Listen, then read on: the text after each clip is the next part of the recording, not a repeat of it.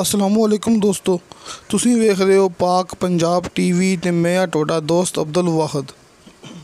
दोस्तों माशाल्लाह तुहाडे वास्ते 19 एकड़ ज़रई ज़मीन बीमा डेरा दोस्तों लैके हाज़र होया। इंशाअल्लाह उम्मीद है कि तुहानूं ये बड़ी पसंद आवेगी। सामने भरावां दिखा रहे हैं जिथे लगे ने सफेदे ये दरख्त लगे ने, इत्थे खड़ा डेरा। सामने भरावां नूं डेरे दा दरवाज़ा नज़र आ रहा है कि वह डेरा है जिहड़ा कि इस 19 एकड़ ज़मीन दे विच है। दोस्तों इस 19 एकड़ ज़मीन दे विचों माशाअल्लाह तकरीबन कोई 14 एकड़ ज़मीन आबाद है, विचों कोई 4-5 एकड़ गैर आबाद है। 12-13 एकड़ ज़मीन आबाद है, विचों कोई 5-6 एकड़ ज़मीन गैर आबाद है।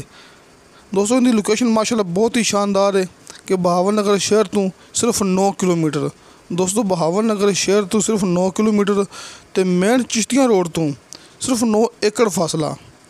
दोस्तों बहावलनगर शहर तो 9 किलोमीटर ते मेन चिश्तियां रोड तो सिर्फ 9 एकड़ का फासला है कि जड़ा मेन रोड बहावलनगर शहर तो चिश्तियां जा रहा है, उस रोड तो सिर्फ 9 एकड़ का फासला है।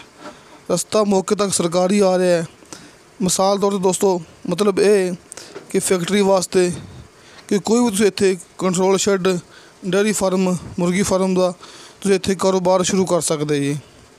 तो इंतहाई सस्ती दोस्तों ज़रई ज़मीन है, साल का नहरी पानी है, बिजली मौके पर मौजूद है, डेरे दे विच मोटर लगी हुई है, पानी भी ठीक है, इहो पानी इस्तेमाल करते हैं। दोस्तों एक खास गल ये भी हैगी है कि रकबे दे नाल बिल्कुल नाल सेम नाला टच होकर गुजरता पिया है कि सेम नाला अपने रकबे दे नाल बिल्कुल टच होके गुजरता पिया है कि आपां नूं पानी दे वास्ते, पानी की निकासी वास्ते किसी किस्म का कोई मसला नहीं बनना है कि जिन्ना मर्जी आप इत्थे पानी इस्तेमाल करिए आप सेम नाले दे विच पानी अपना पा सकने हैं कि मसला नहीं है। इत्थे आपां कोई भी कारोबार शुरू कर सकने हैं, कोई भी फैक्ट्री शुरू कर सकने हैं कि पानी आप सेम नाले के जरिए निकासी बना सकने हैं। तो दोस्तों 19 एकड़ ज़मीन है, कोई 5-6 एकड़ विच गैर आबाद पई है, लेकिन उत्थे भी दरख्त लगे हुए हैं। माशाअल्लाह इस ज़मीन के अंदर दरख्त बहुत लगे हुए हैं, मालक ने शौक नाल लाए हुए हैं।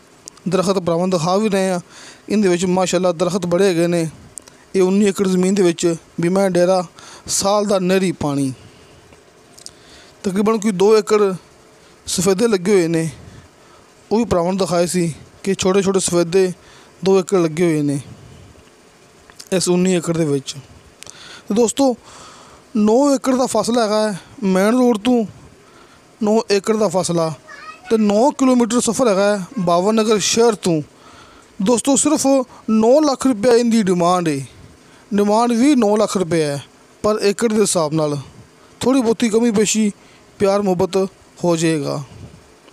दोस्तों अपने WhatsApp नंबर लगे होंगे ने हर मूवी की डिस्क्रिप्शन दे विच, तुसीं अपना राबता करके इस रकबे को तुसीं विजिट कर सकते जी, इनू चैक कर सकते जी। रजिस्ट्री इंतकालशुदा किसी किस्म का कोई मसला नहीं होंदा।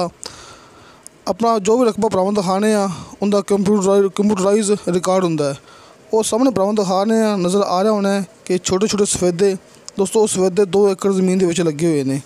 जिथे आप खड़े हुए हैं इत्थे नाल सेम नाला गुजरता पिया है कि सेम नाला अपनी ज़मीन के नाल टच होकर गुजरता पिया है, किसी किस्म की कोई प्रॉब्लम इत्थे नहीं हैगी, बिजली मौके पर मौजूद है, साल का नहरी पानी है।